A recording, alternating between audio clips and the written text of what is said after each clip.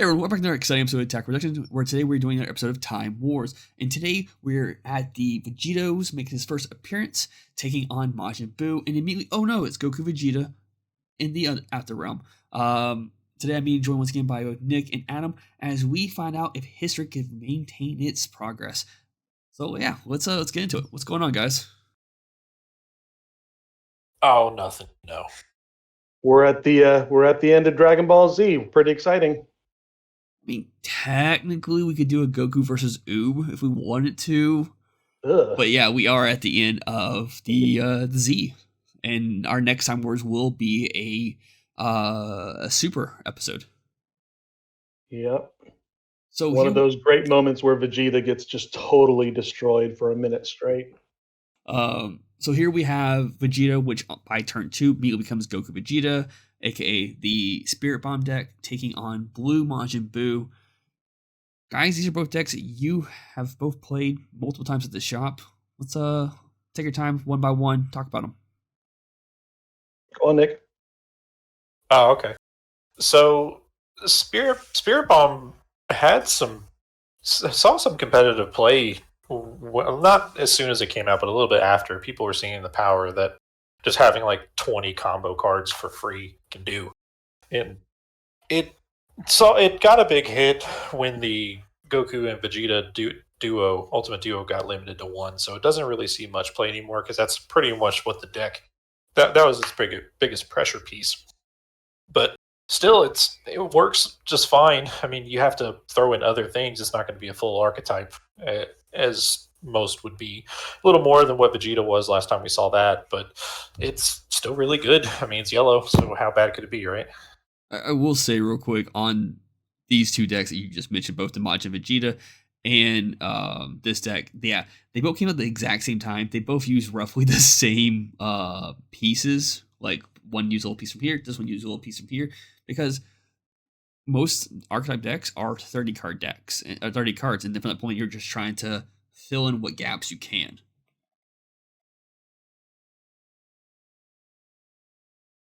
Adam, what's Boo doing? So Boo got some support for in the Evolution Booster, as well as an Anniversary box support.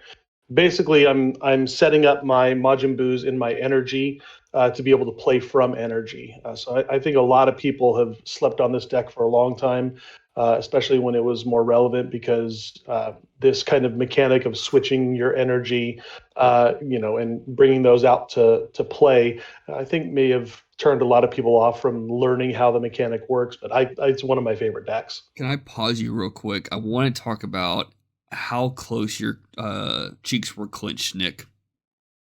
Yeah, after mulliganing, I saw 2 Spirit Bombs, and that's the reason why we run 3 in this deck. A lot of people were running it at 2 of, and this is why you run 3.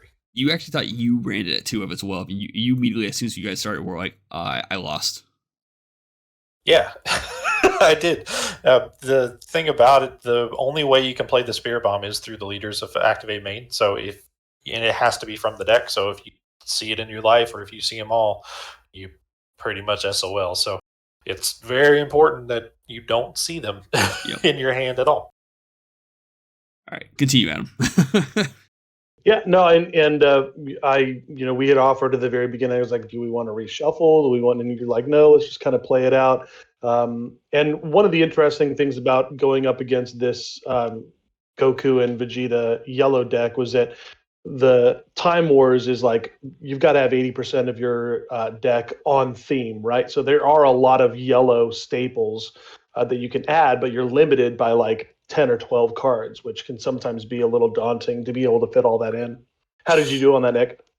I'd harken it back to when I was playing Majin Vegeta. It's pretty small. The only real especially with the Ultimate Duo being limited. So as you can see, I'm playing the SSB Goku and Vegeta in this list, which isn't on theme, kind of, because it's Goku and Vegeta, but wrong period. But I tried to make it as minimal as possible. Again, it's hard to do, so a lot of the stuff is 4 ofs, more or less. A lot of the what you call the SS3 Goku, your boss monster is front end of 4 of. We have 3 Spirit Bombs. We have 4 Kabito Kais. So it limited it definitely, but not enough to kill the deck because again, it's yellow. And how cool for, like a themed deck to be putting cards underneath the Spirit Bomb, charging it up while, the other cards in your battle area are doing battle. It really feels like we're replaying the anime. It was pretty exciting. Yeah, that was one of the reasons why I really liked Spirit Bomb to begin with. Just the flavor of it is really cool. It needed to be teched out in order to get like its full potential, but just the fact of you playing, throwing stuff under the Spirit Bomb, gathering energy, getting your allies together, using your battle cards in ways you normally wouldn't for one big push at the end. It's fun. It's a really fun deck to play. Now, I want to talk about, maybe this is something we need to look more into on what matchups we try to do. But being able to tap down, granted, this one drop doesn't have barrier at all, and this is kind of like this is your starter engine. This one drop, if I recall correctly, isn't it? Mm-hmm. Yeah. And Nick being able to just tap it down with the leader effect, right? Yeah, is just rough. And I completely forgot that this leader can do that. Yeah. And that's kind of what you lean into with the archetype too, because you run the Majin Vegeta from the starter deck to just pop stuff in rest mode. So it works pretty well, and it is pretty strong. Well, and I will say that the one drop that you see there on the field, the 3 drop that was from the Battle Evolution booster, they really do feel like they elevate the Blue Majin Buu deck to be a little bit faster. The thing that scares me the most is going to be a counterplay, because if I don't get to play those Majin Buus from my energy, I basically lose an energy. Well, and that's what I was really more worried about. You don't for timing sake purposes, you announce what's happening. Your opponent declares a counterplay, and you can choose to misstep and not actually play the card and keep your energy where it's at. Yeah, well, and that's going to be in like a red or a blue where they actually have removal, where yellow usually just plays it in rest or takes its skills away. True, yeah. Show the interaction of how it technically would work, because Vegeta's auto would still technically go off and KO that battle card. Yeah, which is because it's not a... Actually... It's not. It's an auto on attack, right? Yeah. I just realized because he takes it, wouldn't he become the master of the auto then? If only Jimmy were here. Because I know, like, I know movement triggers stay with the whoever is the actual owner of the cards. Or master, whatever the terminology, but when they're moved and there's a pending auto, that auto goes to the new owner or new control master. What I can't remember the terminology between the two. Let us know in the comments if that was a misplay, because now I'm looking back on it, that might have been a misplay, but I'm not 100% sure on that. I'm like 90% sure. I don't know if it changes. They'll let us know. I don't know if it changes anything. Yeah. Oh. But here you're using Vegeta to go down to 4 life so you can awaken. Mm-hmm. Yeah, because I'm an OG leader. I'm at 4 life or nothing. So I don't have these newfangled alternative awakening. What even does that mean in my deck? I don't even know. Not on the card. I don't even know if the Vegeta leader has another way. It's just like we have 2 energy, flip over. I think it does have the traditional awaken too. So I mean, you could technically not go to 2 energy and just hold on to dear life as a 20k with 1 energy. Yeah, it's possible, but not advised. So here we got the 3 drop on the board now. Mm-hmm. Yeah, when I replace that one from my energy, it gets to get played out. And then for 1 blue energy, I can send it to warp and play out that 4 cost that's in rest. Ideally, I would have liked to have spent that 1 energy on something, but there just wasn't anything in my hand for 1 energy that I was going to be able to play. Now, when that card is played, do you pull a card out of your deck? In this case, it's the Gotenks, right? Mhm. So, and That's that's your super combo though. So, how does that feel? Like you're at 4 life, but you couldn't use that as a resource. You had to actually, and I assume you're gonna catch your drop in a second, but Mhm. you had to actually get rid of a super combo earlier than you wanted to. Yeah, I mean, I ideally I would have liked to have been playing the Vegeta super combos, but I wanted to stay on theme, and I couldn't afford the 4 cards for the kind of the format. Mhm. So and I could have done a 2-2 split, but I don't know. I just kind of feel weird about doing 2-2 splits. For me, it's all or nothing. So I did the Go tanks for my super combos, and I did a dual attacker for my Gohans.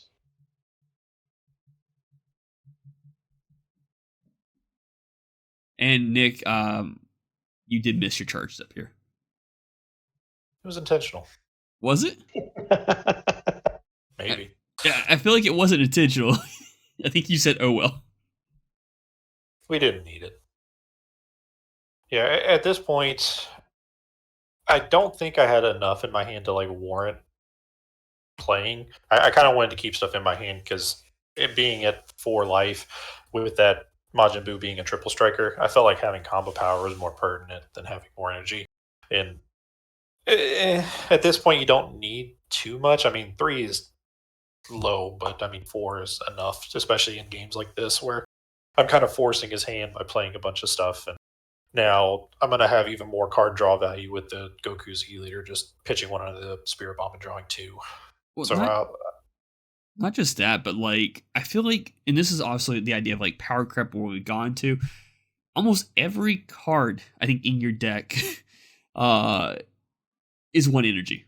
Like it may be a 4 cost card, it may be a 3 cost card, but it still costs you overall just 1 energy to play that card. Now, granted, the Vegeta can't restand itself, but there's a reason why duos got hit to the limit. yeah, and well, there's just a bunch of Goku and Vegeta leaders, so Yeah.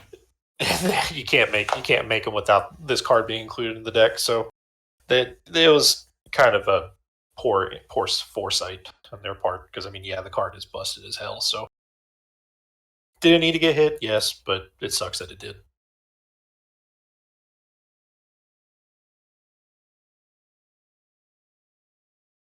I think I felt like this matchup would have been a little bit more even. I wasn't expecting there to be such a difference in energy usage between the two decks, and I Yeah. guess I just kind of forgot that those other yellow cards could be construed as on theme. So it's like, oh gosh, yeah, he's got all these 1 cost cards that are just so good. Yeah, that's the problem of going off source material when there's only like 7 sagas. Right. Yeah. And thousands of cards to choose from. Yeah. It was nice though not having to worry about like a Gohan Piccolo or even that you are number one. That could have been really bad. Yeah. A lot of people disrespect that secret rare, but it's the sauce, man. It's really good. One of my favorites. I mean, with the combination of that Goku you mentioned earlier, like and this one we don't play secret rares in these matchups for that particular reason. Just kind of a lot of times, and we've seen it, people talk about it in on Facebook, and yeah, they can be problematic when one person gets a secret rare and the other person doesn't. It's like, well, that sucks. You won because of that card. So we took those cards out. But yeah, in this situation, like you use that secret rare, and I think you could tap 3 cards in total, right? Because it taps one of your opponent's cards on its own. Then the Goku could potentially tap. No, it gets dual attack, so it could tap what the 4 cards in total. The secret rare will tap 1, and then the auto on swing it'll tap cards. So you could theoretically make it a triple attack. Yeah. And none of that is, and that's just cards. So in blue, you're going to have cards. You're going to have your energy untapped, and then I'll tap them down with that card. Because why not? Now, the Gotenks one of the Majin Boos innately has barrier, right? That's correct. Yeah, the 4 Yeah. cost does. But the Gohan one doesn't, unfortunately. And now, once again, you're put in a situation where he could force to be put into rest mode, and he could just play a card that immediately goes, "Hey, that card's gone now," which kind of disrupts your entire chain. Yeah. Yep, you're right.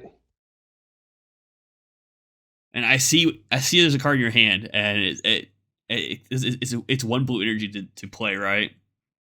That kind of final iteration of Majin Buu. Yeah, is Yeah. 1, but I got to discard 2 from my hand. Yeah, and you, unfortunately, because you got Flying Nimbus, you couldn't just maximize that turn like you would have naturally. Yeah, exactly.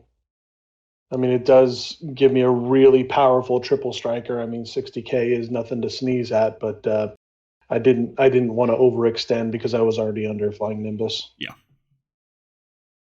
Here comes the Goku we were talking about earlier,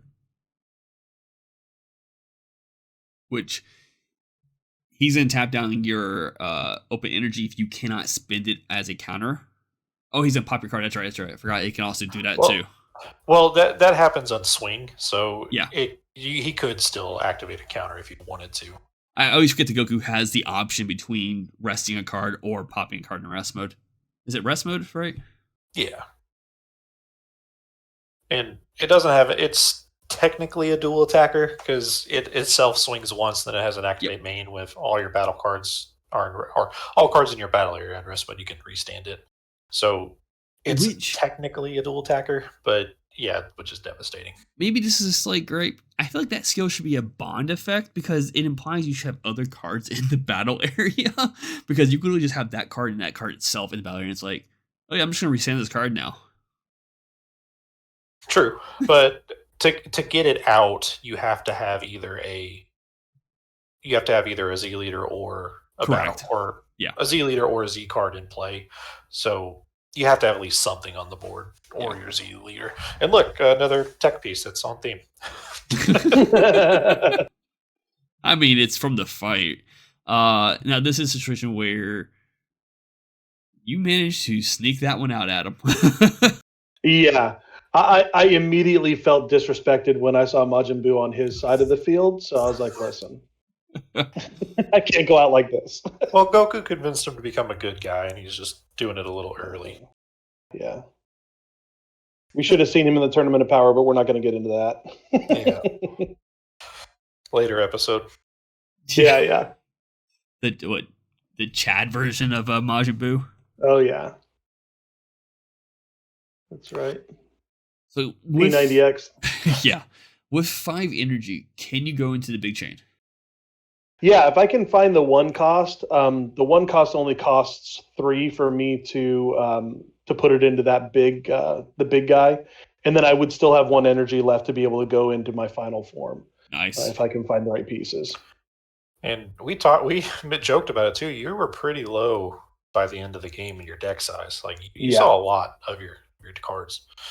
I did. You're right. And this kind of gives it away. You did not see it, unfortunately. Right. And unfortunately, it does only suck up 5 and less cards. So.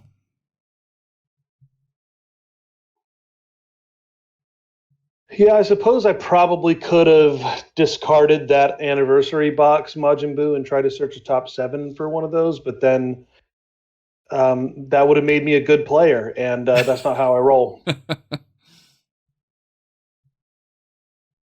I will say, with having Zarbon in Nick's hand, being able to steal the Vegetas was kind of nice.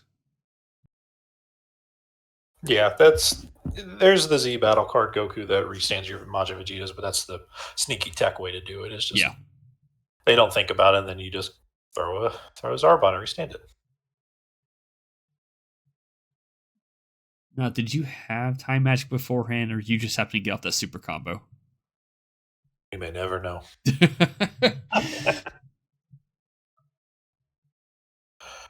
And really, putting that Black Kamehameha in play was just a desperate attempt to have some sort of defense when you're going into this last turn. Yeah. Here, we finally get to the 7 required under the Spirit Bomb to activate all the effects. So it's really a slow burn. There is a Hercule Z battle card which speeds up the process, but I don't like running that card just because of the randomness. So with the leader and the card itself, you're able to get some resemblance of Both control. the Hercule and the Z Battle Hercule, I think it's a blind one, right, from the top of your deck? Right. Yeah. What? Hold on a second. What? You can't play a counter in this. Oh my gosh. I don't think I've ever once stated that as a rule. Well, it's a rule going forward, Bancroft. That's ridiculous. So with that being said, Spirit Bomb worked. Majin Buu's gone. Sure well, did. at least until Oo's back. Thank you for tuning in. Keep minders buttons, links down below, and yeah, bye. Until next time.